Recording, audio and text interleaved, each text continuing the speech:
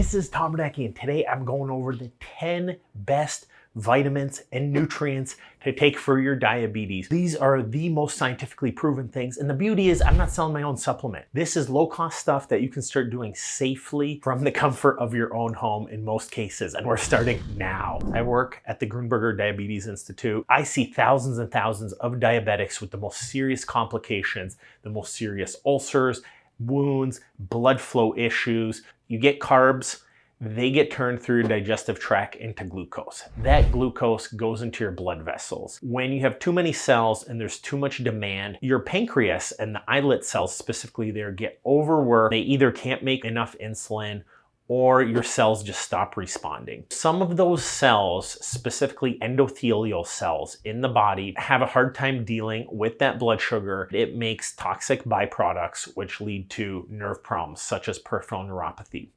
nerve disease, so that's the chronic pain, aching, tendon, skin issues, eye disease, heart disease, kidney disease. All these problems are related to blood flow issues. We're gonna help you with all those. The reality is there's over 80 diabetic medications available, and it's getting significantly worse. We're losing the war in diabetes. This is my unbiased 10 favorite. Starting with number 10 is selenium. This is a metal which is helpful for gut and thyroid health, but also has been proven to help with controlling blood sugar. This is a mineral with antioxidant properties that offer multiple benefits, such as improving your diabetes. If you want to learn more about any of these, I have the links and the actual links to my favorite supplements below. This study shows that selenium is involved in altering genes to improve blood sugar circulation. People with diabetes are usually facing a selenium deficiency. Simply improving this would make sense that it can help your insulin sensitivity and your blood sugar control. Selenium restores normal glucose levels compared to insulin alone, and selenium's found in mushrooms, asparagus, salmon, so those are my favorite selenium foods. The maximum dose here is 55 micrograms. Don't get more than 400 micrograms, and this is where Brazilian nuts could be too much. So get this from a daily multivitamin, which we link below. It gives you everything you need. Number 9 in our countdown, chromium.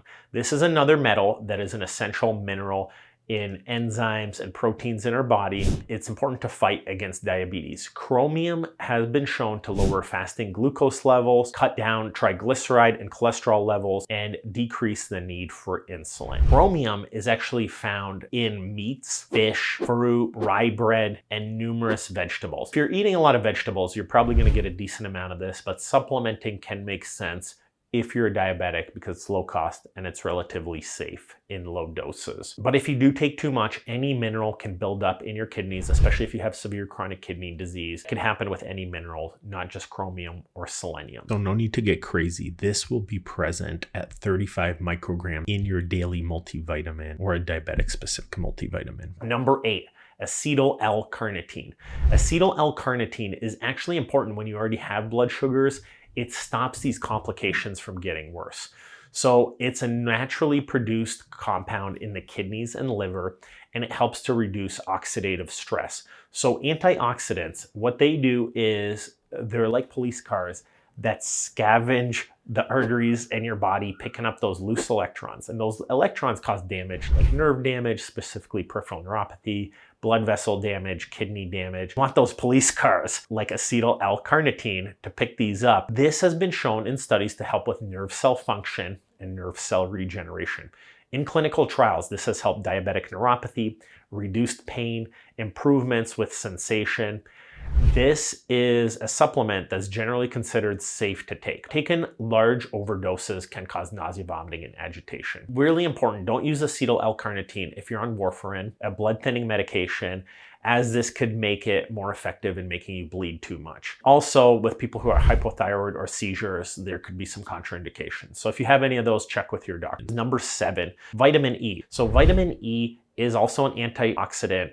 I love it because it's present in nuts, and I eat nuts every day. That's my favorite diabetic food because it doesn't spike your blood sugar. And again, I have lists on my top favorite nuts and my 3 worst nuts for diabetes. Vitamin E can help insulin efficacy and oxygenates the blood. So more oxygen in the blood. This can help premature aging and cell death. It can decrease the likelihood of developing type 2 diabetes and maintaining good blood sugar with those existing with diabetes already. This comes from almonds, sunflower seeds, nut butter, hazelnuts, avocado, and fresh salmon. Salmon's got everything. So most of the stuff on here, if you eat salmon, you're getting a lot of it. Vitamin E is another easy one. This should be located in the diabetic multivitamins that we have linked below, so it makes it simple. Number 6, alpha lipoic acid.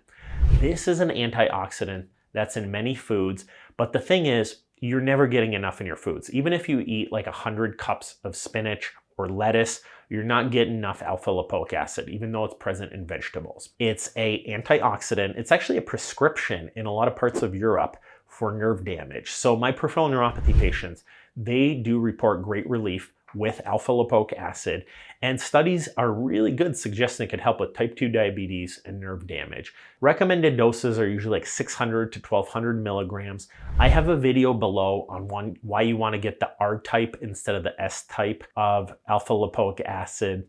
And that's a quick video. I highly recommend you watch it if you're considering this. Thiamine and benfotiamine. So I always mess up the name of benfotiamine. I always just call it benfotiamine. I don't know if that's the correct pronunciation. I speak too many languages. English is actually my third. This is a prescription medication in Europe as well. This is amazing at protecting complications of high blood sugar. Benfotiamine is absorbed at 100 times greater levels than thiamine. Thiamine is great for nerve disease, but the problem is it doesn't cross your gut lining very well, whereas benfotiamine is basically a synthetic version of thiamine, so it's not naturally found in high levels in your diet. It's basically like thiamine with a little fat associated molecule that helps it go through the cell membrane and get digested a little bit easier. It interacts with a transketolase enzyme, and this limits arterial disease, limits peripheral neuropathy, and helps with cardiac dysfunction. Relatively, it's a cheap option. You don't need to get anything brutally expensive. All of these are so cheap. Helps with type 1, type 2 diabetes, very proven. The studies are there. It's crazy that people don't eat it. There's some food sources of thiamine, but like I said, benfotiamine, 100 times more effective and is generally a synthetic device. Number 4, vitamin B12. B12, very, very important for red blood cells and brain function. Metformin is the #1 most prescribed drug, at least in our area. Pretty much every diabetic's on it, but it can lead to a B12 deficiency. Sometimes people in their gut can't take up B12 as a medication. People are getting these B12 shots. You don't need to get a shot. You can get a low-cost pill called a sublingual B12. B12 sublingual, I bought half a year's supply for like 15, 20 bucks. It's a chewable tab. It goes in through your cheeks. Studies show it works extremely well. 22% of people with metformin have low B12. Taking it in the sublingual form, where I have links below on my favorites, can make a big, big difference. And it helps specifically with neuropathy type symptoms, type 2 diabetes. Lots of articles proving it. I won't even go into detail because it's so easy to find the specifics. It's in fish, milk, eggs, and meat products. For the foods, you want to take it in the sublingual if you're having a hard time digesting it.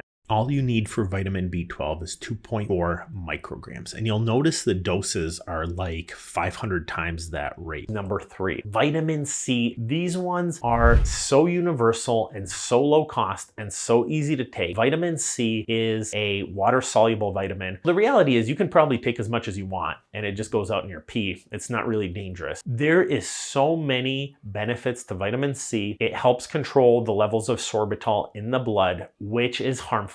This is a toxic byproduct of high blood sugars, which causes blood vessel and nerve damage, leading to vision problems, kidney damage, which are the most common diabetes complications. It also increases insulin sensitivity, sugar resistance, and improves hemoglobin A1C levels. I use a company, which I list below, where basically you can buy huge bags of the powder with a spoonful, so cheap.